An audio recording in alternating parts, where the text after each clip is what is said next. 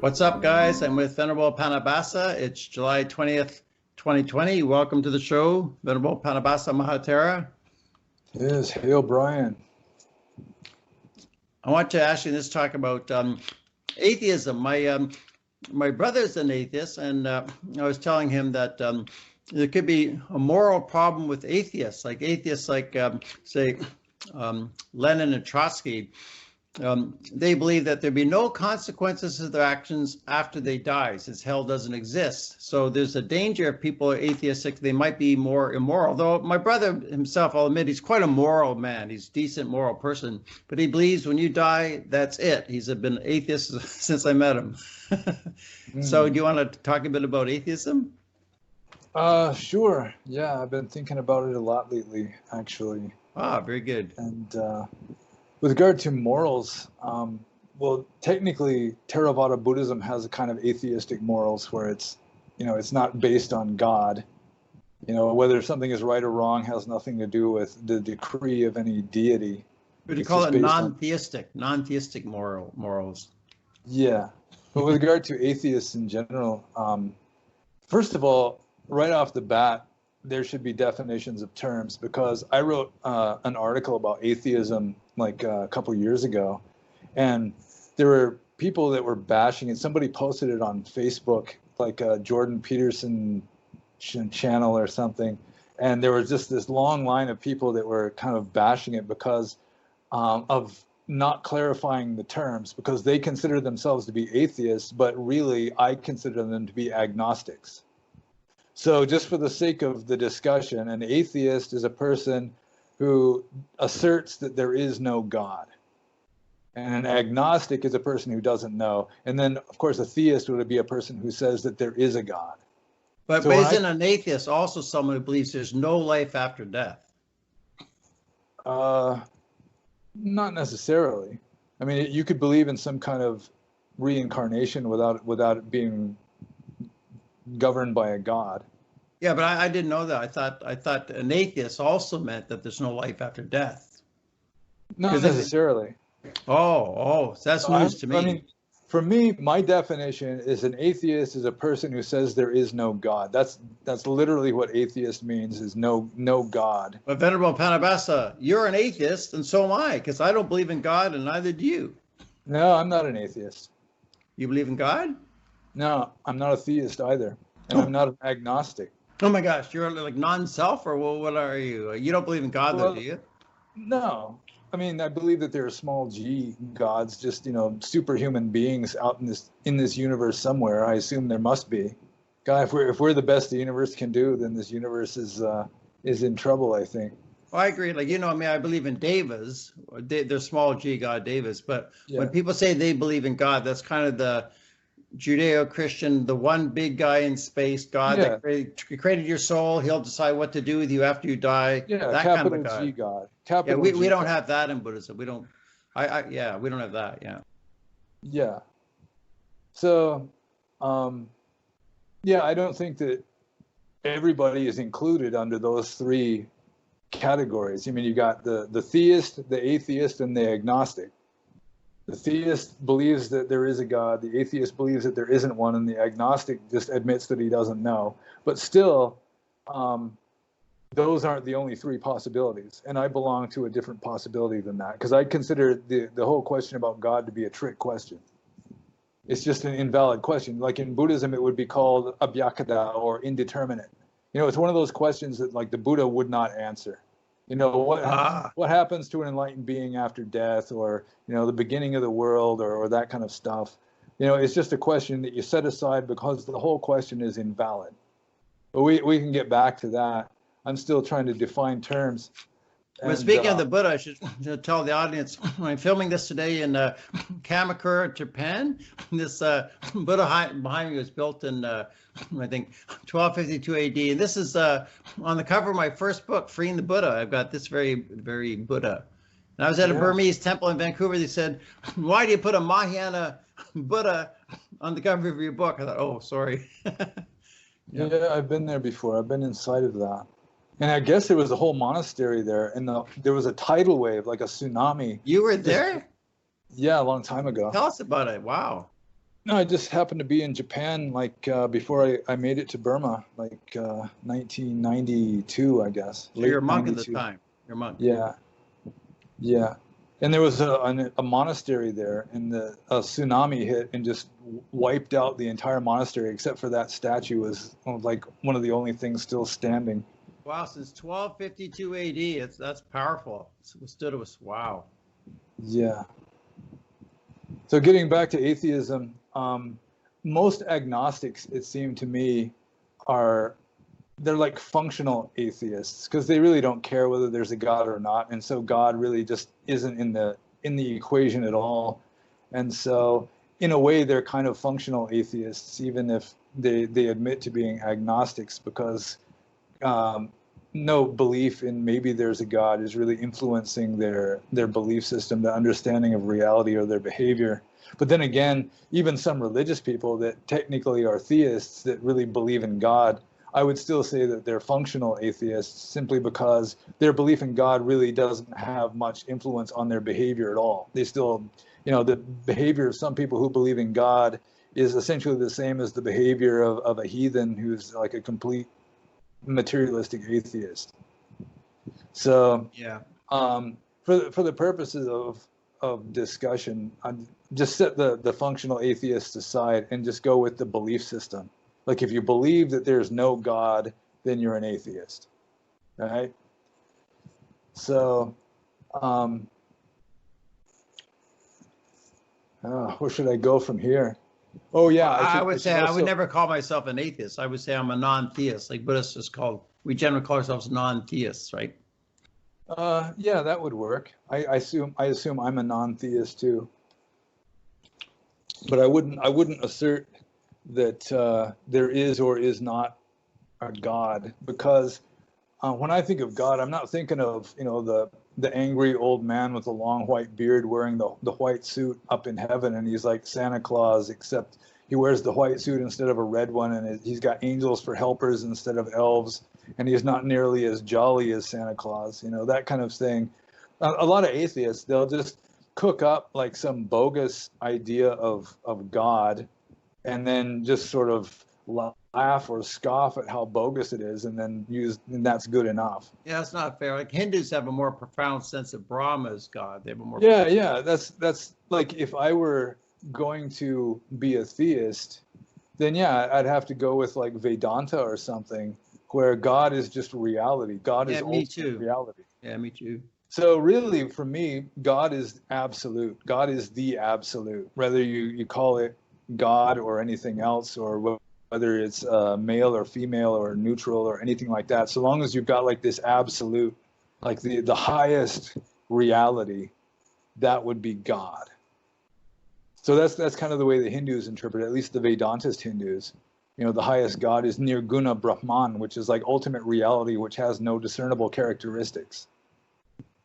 Nirguna means like without qualities, and Brahman is essentially ultimate reality, like the highest reality, the highest truth.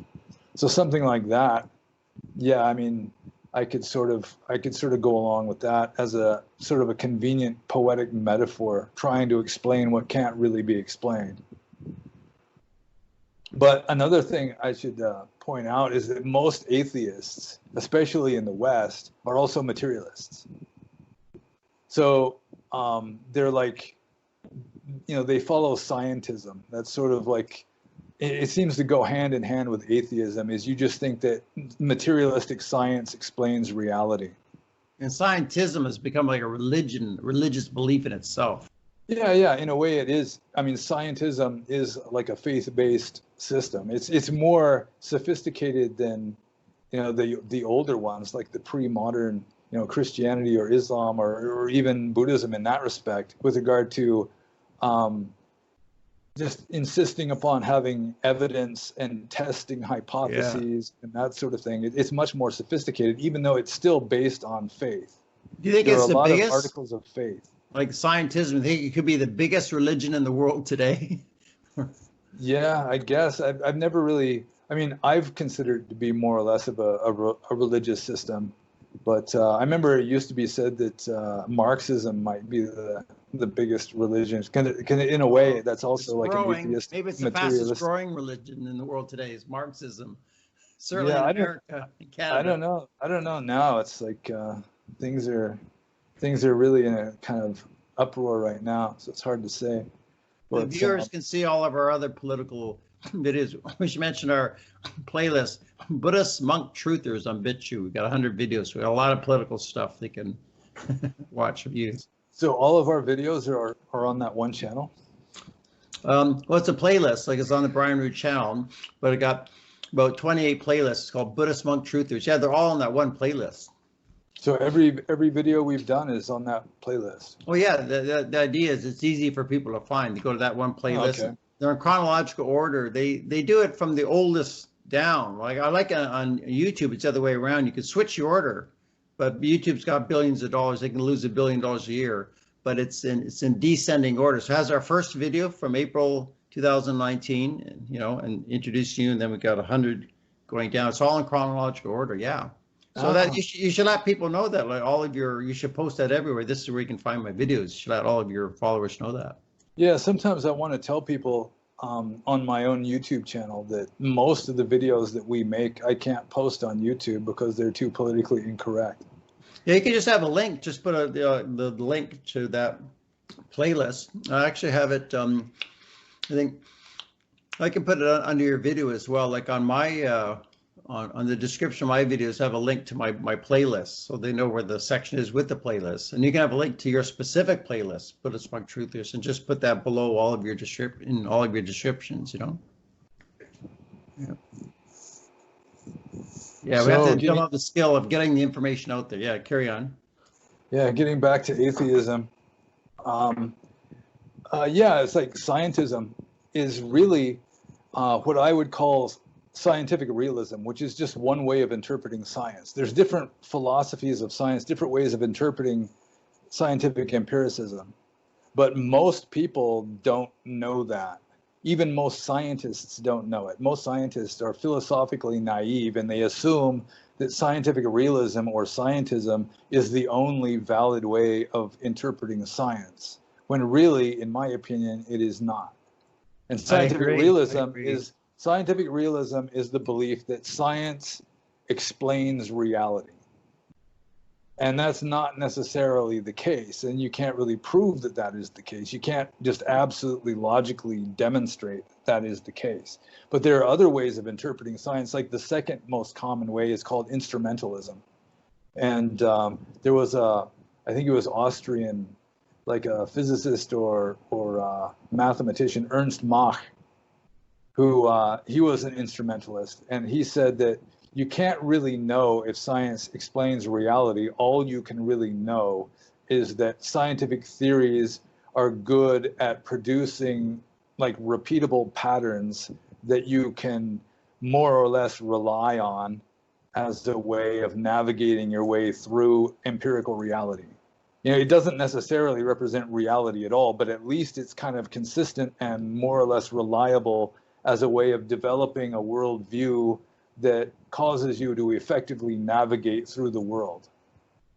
So yeah, I'd be more of an instrumentalist, because I'm certainly not against science. I don't think science is bad or wrong or anything. Obviously, it's very powerful for I think it's great. It's very good. For fueling technology anyway. People are flying through the sky now. I mean, a few hundred years ago, maybe some really advanced Swami in the Himalayas could do that sort of thing, maybe. But now it's like any Joe Schmo can fly through the air if they can afford a plane ticket. So yeah, or you and I are talking in real time. You're in a different country from me. I mean, we're thousands of miles apart, at least 1,000 miles apart, I assume. Yeah. So, I mean, science obviously fuels technology, and it's valuable, although that's not the same as proving that science really explains reality. I agree. It cannot explain reality. Yeah, so scientism is based on these articles of faith that they can't prove, and they don't really want to go there, or maybe it doesn't even occur to them to go there to try to prove it. They just assume that it's just self-evident or something. Like, for example, the whole idea that there's a material world out there. that just continues doing its thing regardless of whether there's anybody observing it or not. There's no way you can prove that. It's just taken for granted by scientism or scientific realism that that is the case. That's a profound question. Also, another thing, science cannot explain my disappearing cup. Look at this cup. It comes, it goes, it's interdimensional, it disappears. Science can't possibly explain this unless they can explain Skype. Yeah. Rare stab at humor there. Yeah. Yeah, I noticed that. I read that in the commentaries. It said in the suttas, there's rare stabs at humor. Like the Buddha really didn't have a sense of humor. Yeah, there are a few attempts at humor in the Pali text, but not a whole lot. Rare stabs, yeah. Every once in a while you'll read a funny story or something. And sometimes they're funny without trying to be funny. But getting back to scientism, yeah, there's different articles of faith. Like another article of faith is that you can understand reality by symbolizing it, by turning it into numbers and symbols, which is what science does. That you're actually understanding a reality by, let's say a physicist examines the path of some object through space and then comes up with a mathematical equation that describes that and can predict future trajectories in future accurately. But still, just because you've got this mathematical model that is consistent with what you're seeing, that really isn't really explaining the reality of it. You're just really superimposing a mathematical equation that happens to more or less fit what you're observing, but that's not the same as really explaining the reality of it.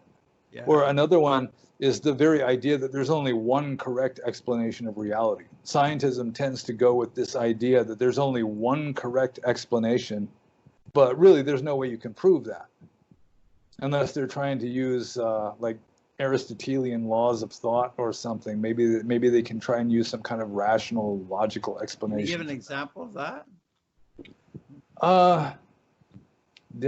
An example. Just the idea that the physical, like the explanation of something that happens in accordance with physics is the only correct explanation, or like the human mind, human consciousness, like the official materialistic explanation for human consciousness is that it's a kind of side effect of electrochemical activity going on in your brain.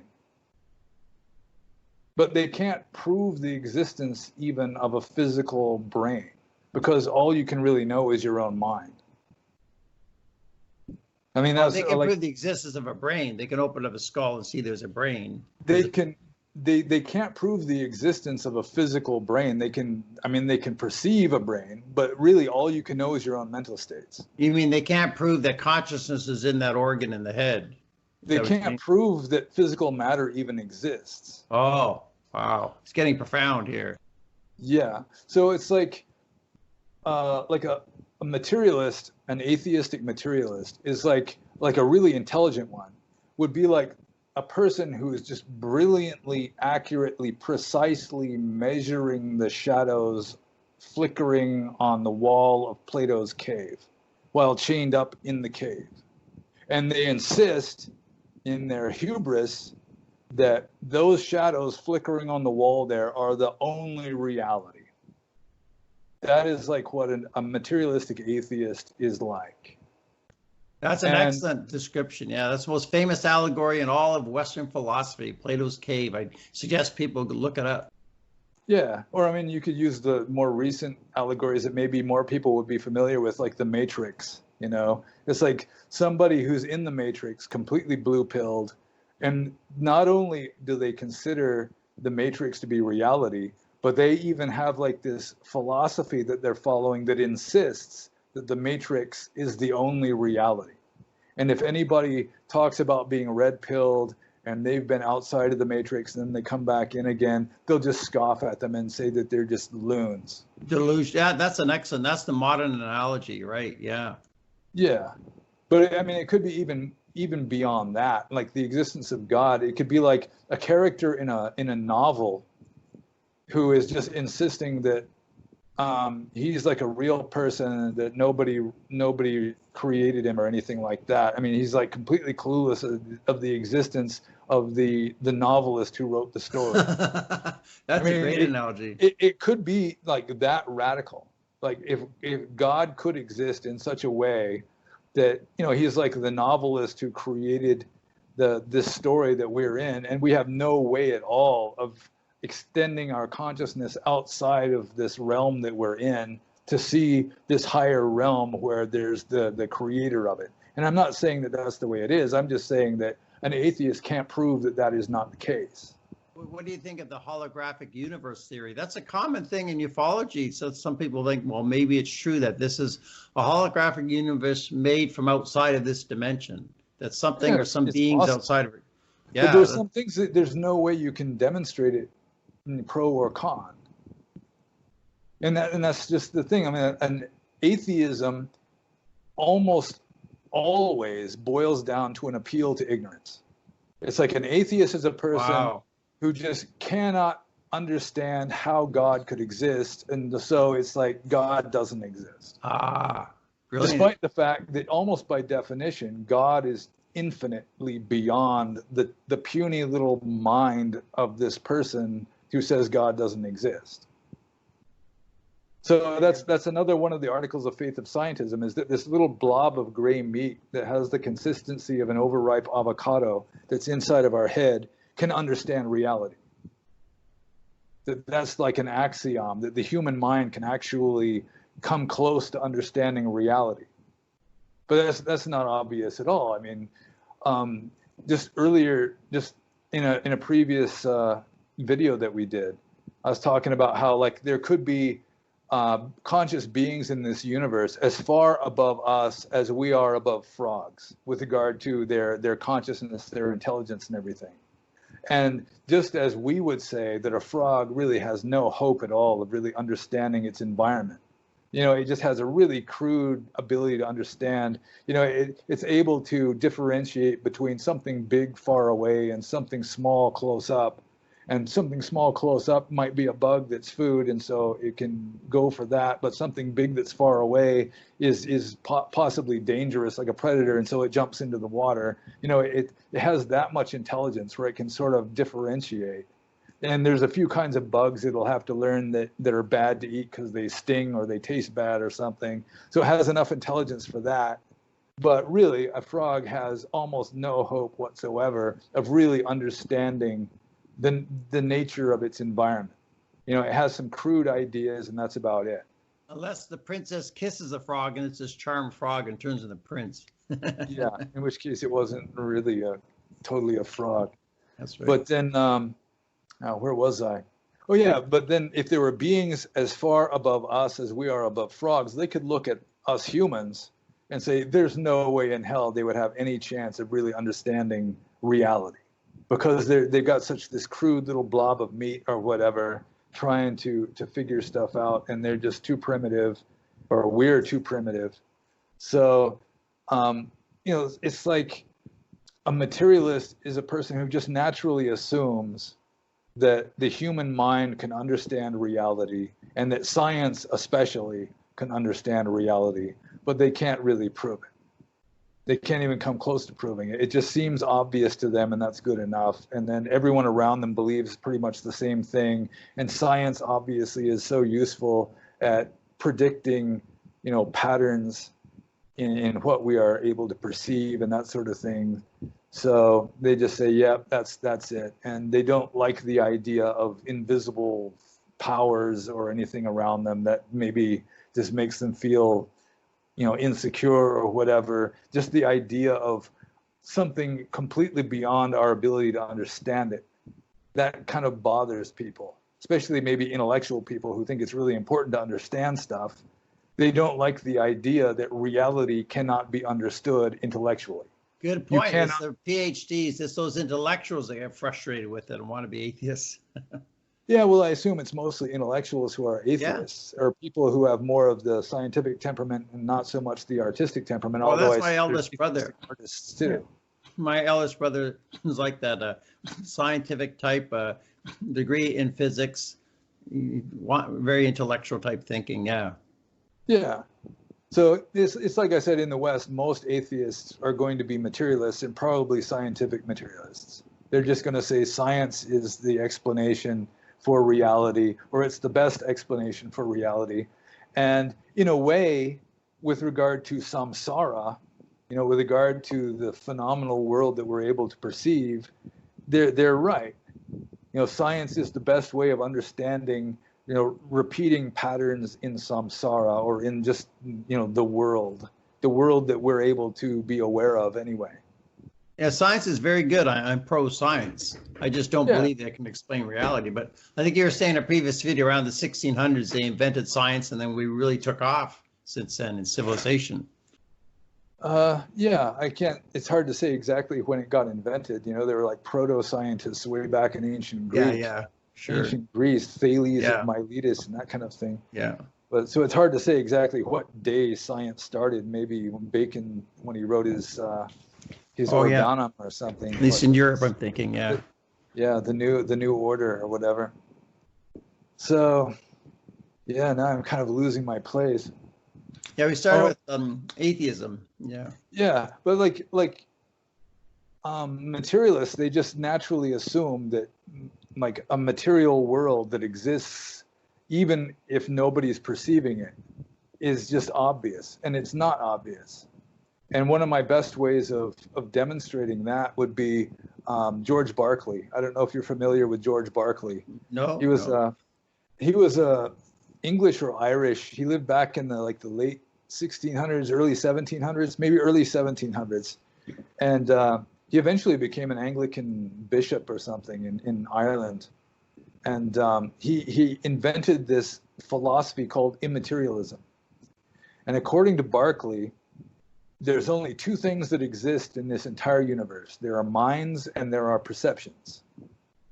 And so the way it works is that there's a central coordinating mind, and that was for him God. And what God does is it coordinates everybody's perceptions as though there is a material universe. So if you look at a cup on the table, you're not seeing a physical cup on a physical table. All that's happening is that God is implanting into your mind a perception of a cup on the table. And then he's implanting into your mind the perception of you turning your head and then seeing the drapes over the window or whatever.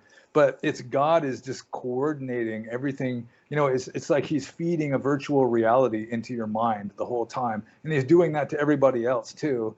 And it all dovetails and everybody can agree. So I don't think that's true. I don't think Berkeley was right. But I have to admit, I can't prove that he was wrong. And if you can't prove that Berkeley is wrong, you cannot prove that physical matter exists. So that's profound. This is one of your really wise talks, Venerable Panabasa. That's why you're a Mahatera.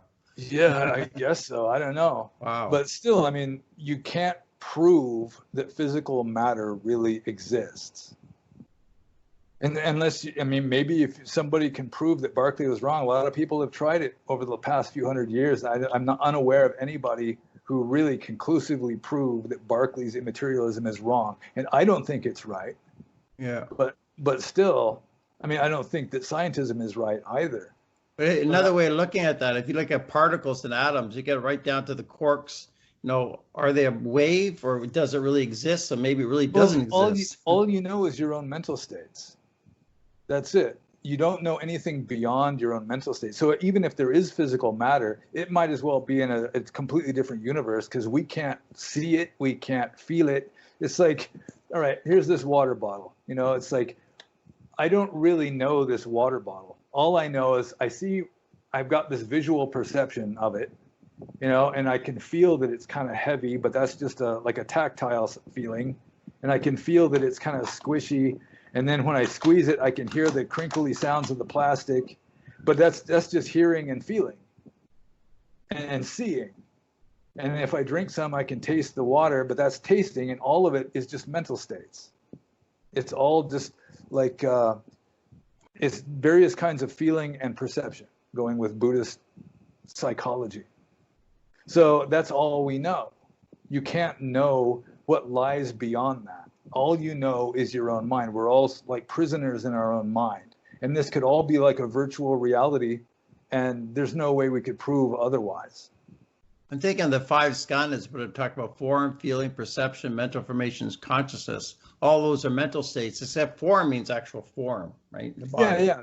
Theravada Buddhism does accept the existence of physical matter. Although by the time Mahayana came along, they just dismissed physical matter as just kind of irrelevant. Yeah, we did a previous talk about this, and you're saying even within Theravada, there's a few different schools of thought. I chose to take the school of thought that physical matter exists even without anyone perceiving it. Like a rock is actually a rock, even if no one perceives it. And you said there's one school of thought agreed with that. So that's good enough for me. Yeah, yeah. Theravada Buddhism agrees that, I mean, it doesn't agree that there's a rock there, because that would be like a kind of self-view, or it's like a separated individuality. I mean, we can get into that too. I mean, any kind of division into multiplicity, that is purely psychological. Well, I'm not. Oh, I don't mean just the name rock, but that there's something there. Yeah, yeah, but I mean, according to like Orthodox Theravada, all that's there would be these flickering little elemental particles. And then calling it a rock is just an arbitrary decision. Well, I agree. I just agree with the flickering elemental particles. I think the flickering elemental particles really are there. Yeah, Orthodox Theravada would say that, like Abhidhamma philosophy.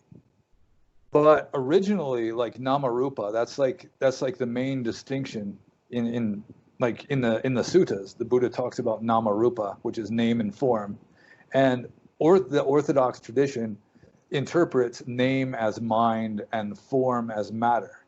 But originally, I don't think that was the original meaning. And in Hinduism, it still means something different, where name and form, it's more or less of a synonym for another Pali term, which is papancha sankha, which means, I mean, the form is like you differentiate an object.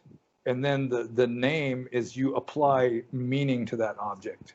So that's like the two steps in how perception works. First, you are aware of something, and then you attribute some kind of meaning to that. So my understanding of Namarupa originally is that that's what it meant. And then later, when Orthodox Theravada became more explicitly materialistic, then it said that Nama is mind and Rupa is matter. But really, its name and form is the literal translation of it.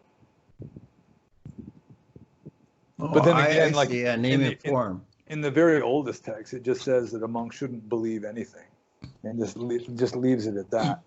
So but then the Buddha, he did teach right view, and the Eightfold Path. Right view is the view that he describes of reality. Right, there is a right view and a wrong view.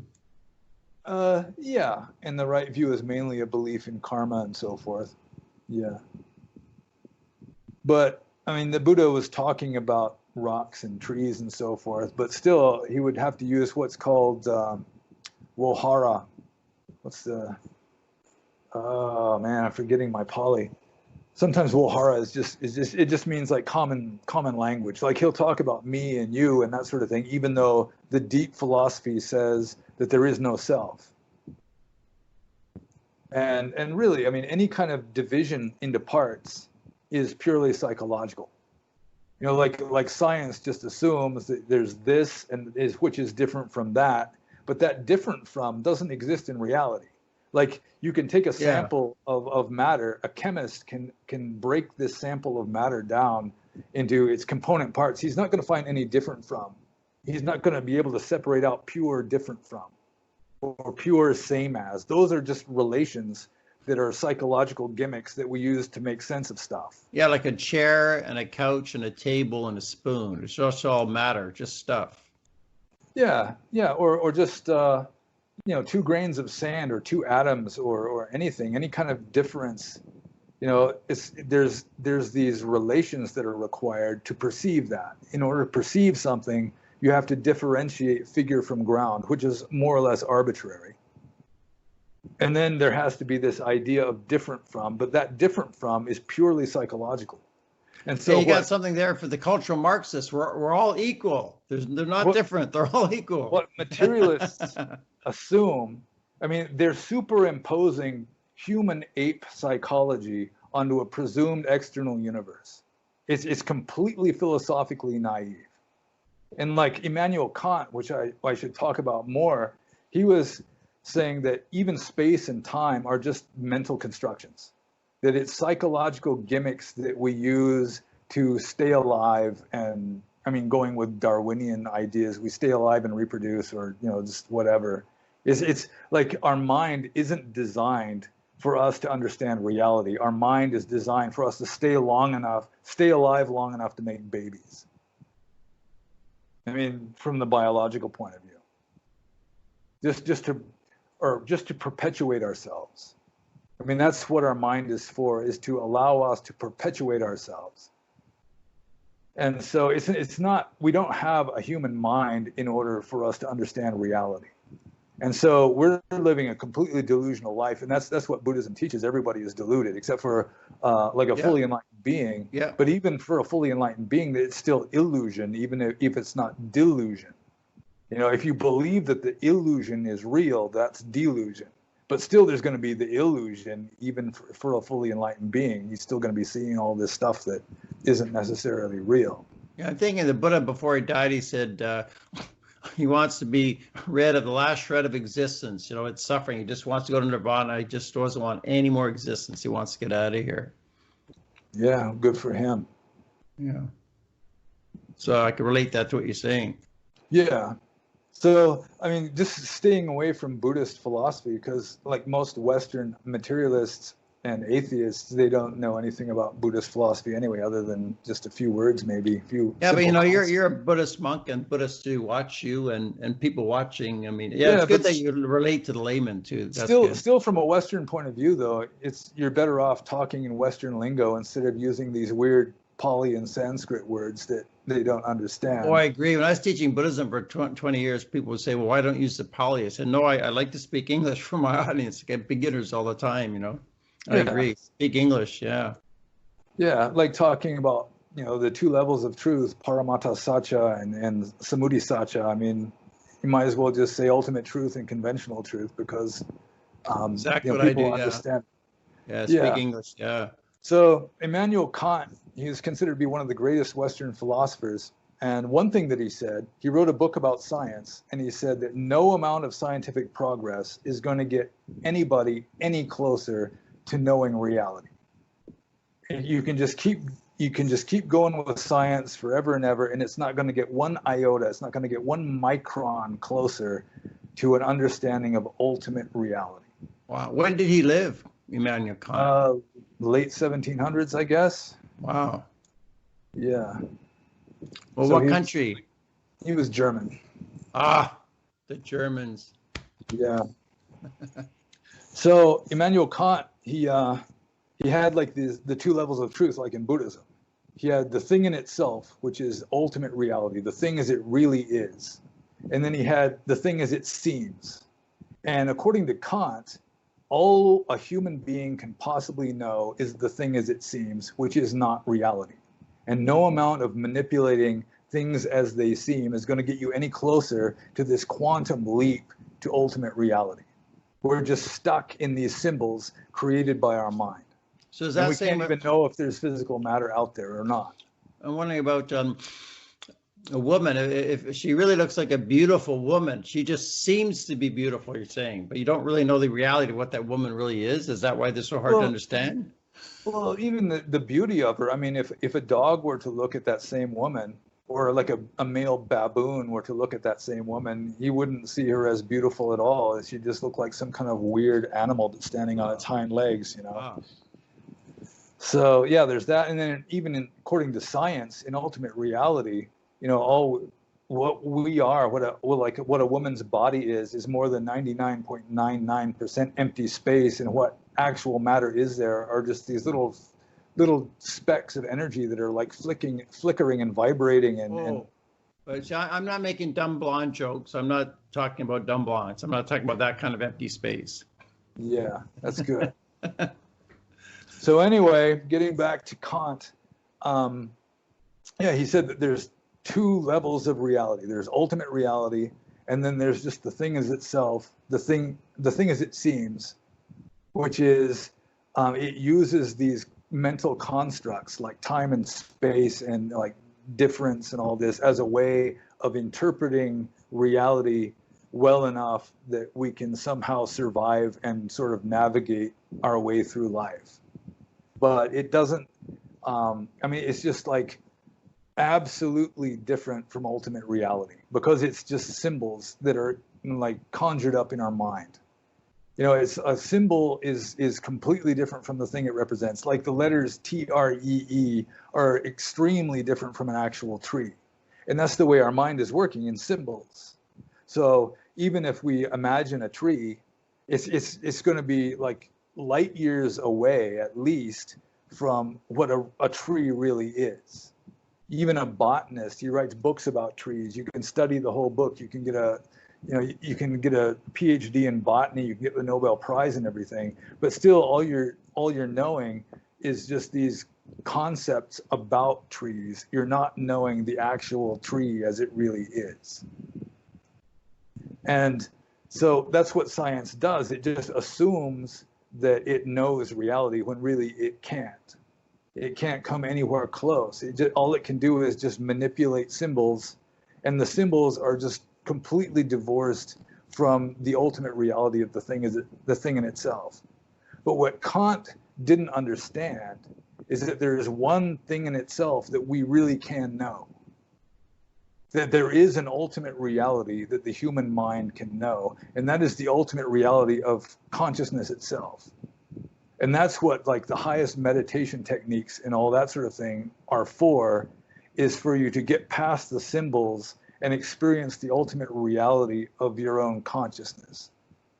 So that's what like fourth jhana is, when your mind is just completely just empty, you know, completely empty and silent and still.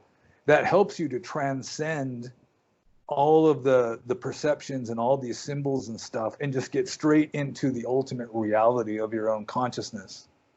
And then once you're enlightened, then even after the thoughts come back, all the symbols come back and are doing their thing, still you've penetrated through that illusion of these symbols and are just immediately aware of the ultimate reality of consciousness. And that would be, in my opinion, what enlightenment would be. So fourth jhana is considered to be like the closest thing to enlightenment in just of human mental states, you know, of mental states that have a beginning and an end, you know, conditioned mental states. Yeah. That would be the closest. And it's considered to be like the jumping off point to enlightenment, because it's when you completely make everything still and silent so that there aren't any more symbols to distract you. That's when you can make the leap, or at least it's easiest if you're able to get that high in your concentration. That's when you can make the leap into just seeing ultimate reality. Although apparently some people don't need to get all the way to fourth jhana. You know, some people are better at just penetrating the illusion generated by all these symbols in our mind more easily than others, and they don't have to get all the way to fourth jhana in order to be able to do that. This is profound. Yeah, I think so too. I've thought about this kind of stuff a lot. And so the materialists, they're just stuck in these symbols in their own mind. And, you know, it's like the person in Plato's cave who just insists that these flickering shadows are the only reality, and they'll just scoff at the very idea that there's any reality higher than that. And you can call that higher reality, that ultimate reality, God. I assume that's what most of like the advanced mystics and the really advanced spiritual teachers, you know, what they're calling God, or what they're calling Brahman, or Tao, or whatever. There's all these different words for it. Or like the Mahayana Buddhists have the idea of the Dharmakaya, which is like this ultimate reality which just pervades everything. So it all goes by the name of, you know, it can be called God. It's like the absolute, it's ultimate reality. It's the Kantian thing in itself. With no multiplicity, it's just, I guess maybe one way you could come close is just like infinite formless consciousness. Which could be Nibbana, Nibbana or Nirvana. There are a few old texts that imply that Nirvana is infinite consciousness. There's one little verse that's in the the Majjhima Nikaya and also in the Digha Nikaya. And I'm not even going to try to quote it, but it's like, infinite, formless, luminous all round, this kind of stuff with regard to enlightenment or nibbana. But it's talking about infinite consciousness. But then the commentary has to say, no, nibbana isn't infinite consciousness. And that's part of the problem, is that when you get to any kind of absolute, when you're getting to like the Kantian thing in itself, it's completely off the scale. It's completely off the scale of like the whole mental states and perceptions and everything. You're not dealing with conventional truth anymore. And so you can't even put it into words. If you try to put it into words, then that's conventional truth. I think on these 31 planes of existence, there is the realm of infinite consciousness, which is still below nirvana, right? Yeah. That's like one of the formless realms. Yeah. And we can talk about that some other time if you like. That's in a way. You're saying there's a difference there between nirvana and the realm of infinite consciousness. I think the way it worked is that there were some people who got really advanced mental states and said, this is it. Infinite consciousness is the highest truth. And then some Buddhist philosopher said, no, that's just this state, which is, third from the top or second from the top. I don't even remember exactly. The highest realm is the realm of neither perception nor non-perception. It's like the realm of infinite space and the infinite consciousness and then nothingness, I think. Yeah. Yeah, those are the four. Yeah. But do you think that's not true? You think nirvana is the same as realm of infinite consciousness? Ultimate reality, once you put it into words, it's not ultimate reality anymore. Once you symbolize it, once you're able to talk about it, then you're just back into the level of words and symbols and stuff, and so you miss it. And so that's what I was saying at the beginning. I'm not really a theist or an atheist, because once you start thinking about it, you've just kind of left it, because ultimate reality, you cannot figure it out. You can't think about it, because once you start thinking about it, you're just dealing with symbols, because that's what thoughts are, and you're not dealing with reality anymore. Yeah, and I need to meditate a lot more. I got to get some deep concentration, more stillness, more hours of meditation. Yeah. So just almost by definition, God would be off the scale, just completely off the scale, and any statement about God would be invalid. It's like the abhyakata or the indeterminates in Buddhist philosophy. To say that God exists would be invalid. To say that God doesn't exist would be invalid. To say that God does and doesn't exist would be invalid. To say that God neither does nor does not exist would be invalid, because anything you can say about it will be invalid, because it's completely off the scale. You can't touch it, not with words anyway, even though we're in the middle of it all the time. I mean, ultimate reality, it's always right here. We're soaking in it. But we just don't notice it, because we're so distracted by these mental symbols, and we think the mental symbols are reality. And then, like silly materialists and atheists just assume that these mental symbols are the only reality or the highest reality. Now, this is the Upasota day, so I think that's why we're having really profound talks today. This is the new moon. Yeah, the dark of the moon. Yeah, so it's dark 8 precept day. Yeah. That's very good. John of the Cross referred to this as dark faith, just the awareness of reality without thinking. You just feel it deep down. That's sort of like the root of wisdom. The whole root of the spiritual experience is just this subliminal awareness of this infinity that's just saturating us. It's always here. I mean, reality is always here. Any kind of illusion has to be based on a reality. I like what you said about feeling it deep down. My good moments, I felt that deep down sometimes, something deep down. Yeah, good to listen to that. I think anybody, if they're not just a complete sociopathic vampire with like no soul, even though Buddhism doesn't, talk about souls. I mean, without being just a complete android, then there'd have to be, at least at a subliminal level, like deep down somewhere, you have to be aware of, infinity and perfection and just, divine love and all that sort of thing. Although putting it into words, I mean, it's not it anymore. I mean, you can't talk about it.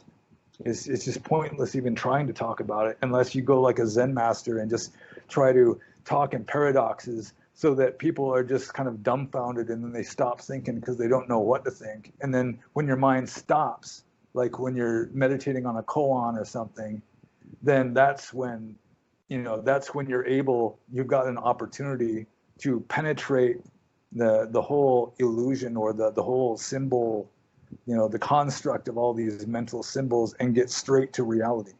And that reality can be called God, but once you talk about it, then you're just dealing in the symbols again. You're just wallowing in delusion or illusion at the very least.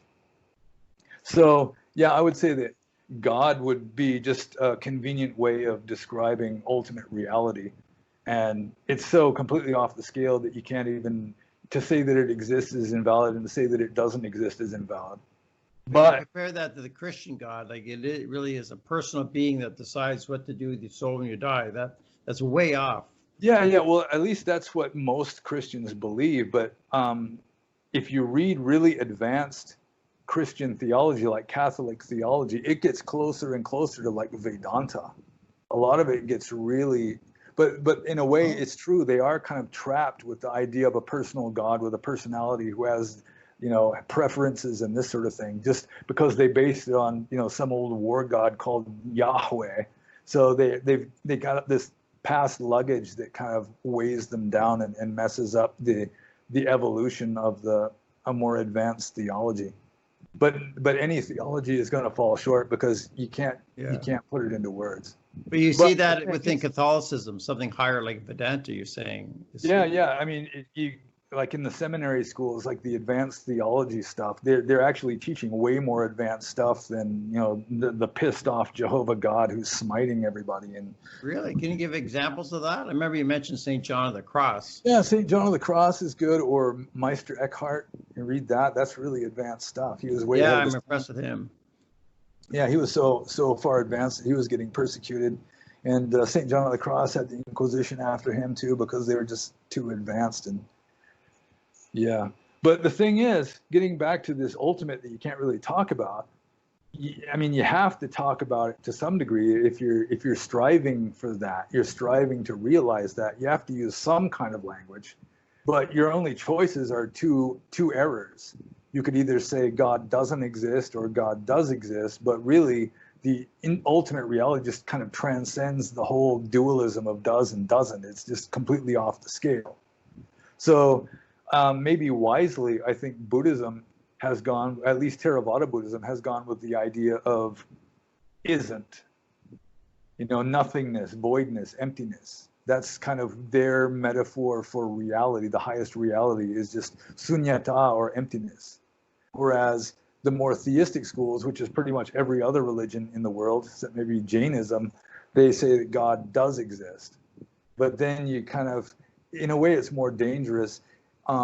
It gives something for people to believe in. So at the lower levels, it's more comfortable because people don't want this emptiness. I mean, your average Burmese villager, they're not going to be comfortable in the idea that reality is this unthinkable void. So it's like everybody, including the intellectual atheistic materialist, I mean, they want to be able to get a grip on something. They want to wrap their head around something and think that they understand it. When in reality, ultimate reality, you cannot figure it out. You cannot understand it at all, except at this intuitive, direct, mystical level that they would scoff at as nonsense.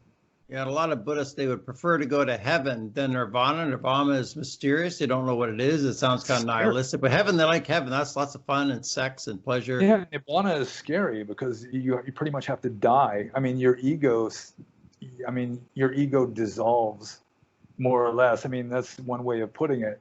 So even people that meditate a lot, or they're starting to get into deep meditation, their ego starts to dissolve and they just get scared and just snap out of it. They don't like that at all because it's like they're afraid to die or something. And in a way, enlightenment is a kind of death because you stop identifying with your ego, you stop identifying with your body, you stop identifying with everything that you've identified with up until then, except maybe that deep down awareness of infinity that's always there at some level. Even the most red-pilled normie has it deep down there somewhere. Yeah, I was just say the video I released yesterday, or with Preem. He's a local fellow. He's been abducted by aliens, and they took him in this kind of white room where he kind of dissolved, and they all dissolve together and merge together and be kind of moving around. This energy is very joyful, profound experience he was describing. We were talking earlier about if aliens have a higher kind of intelligence, maybe they have some way of dissolving the self. Yeah, very mysterious. But so long as there's still meaning to it, then it's still, you're not there yet, because meaning is really a mental state. Meaning is a mental state. It's like a symbol. It's like this means something else. Attributing significance to something, it's like, a symbol just isn't the same as what it's trying to represent, and any kind of meaning or significance is symbolic. It's of course, everybody wants meaning in life, meaning and purpose and meaning, but you're saying ultimately you want to go even beyond meaning. Yeah, ultimately you have to leave meaning behind. I mean, you're not going to completely annihilate it, but you're no longer going to be operating at that level specifically. You're going to be going beyond meaning, because ultimate reality literally has no meaning. It's just completely off the scale. It's unthinkable. Yeah, off the scale, beyond my mind, anyways. Yeah, I mean, your consciousness is always there, but as soon as you start thinking and even having emotions and feelings and all that, it's all symbolic at some level or another. So that's not it. So yeah, it's like I said at the beginning, the whole question of whether there is a God or isn't is like a trick question, because once you put it into words, you've deviated from reality. You're just dealing with conventional reality. Yeah. It's been good. It's been almost an hour here. Profound day. It's can you pronounce it the Upasota day? Uposita.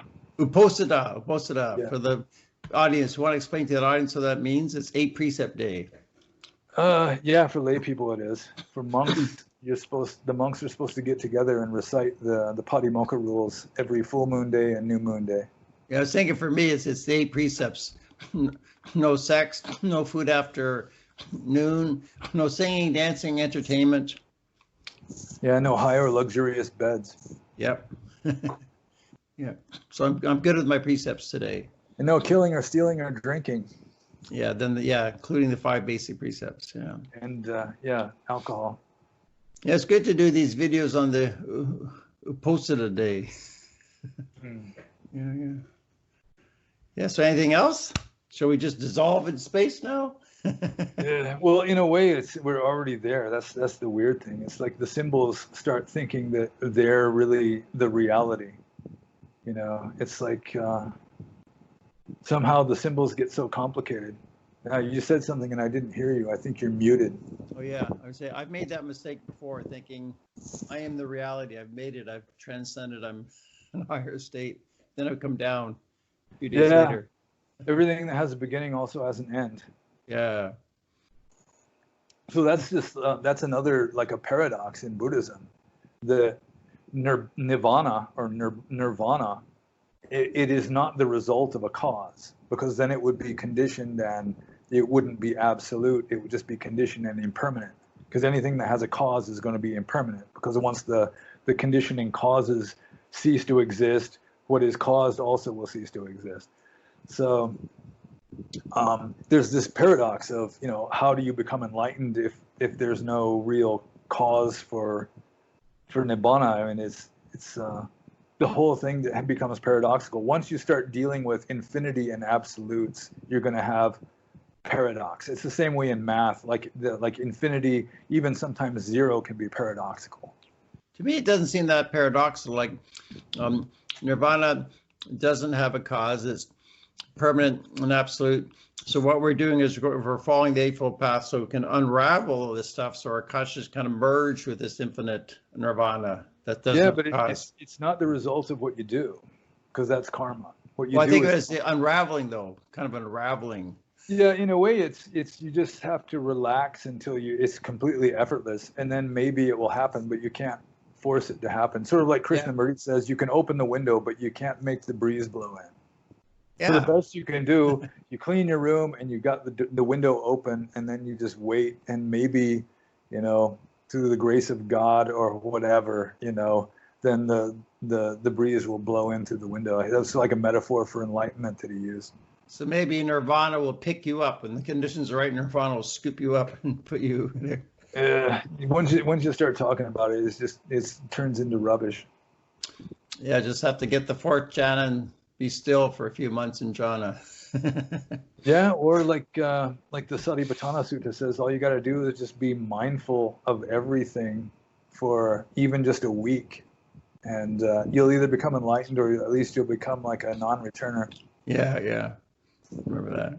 But yeah, good luck trying that. People can just crack up trying to be mindful of, every single motion and every single sensation and every thought and everything. Is just people can just crack up trying to do that, because most people just aren't ready for enlightenment, and even most religious people, they really have very little hope of really getting outside of Plato's cave, or even being aware, having just an inkling that there is anything really outside of Plato's cave, because most religious people just assume that God is built into this system, that God is like a discrete entity like anybody else. It's just the biggest one, sort of like in Berkeley's Immaterialism, where you had God as just like the central coordinator, but still just built into the same samsaric system as everybody else.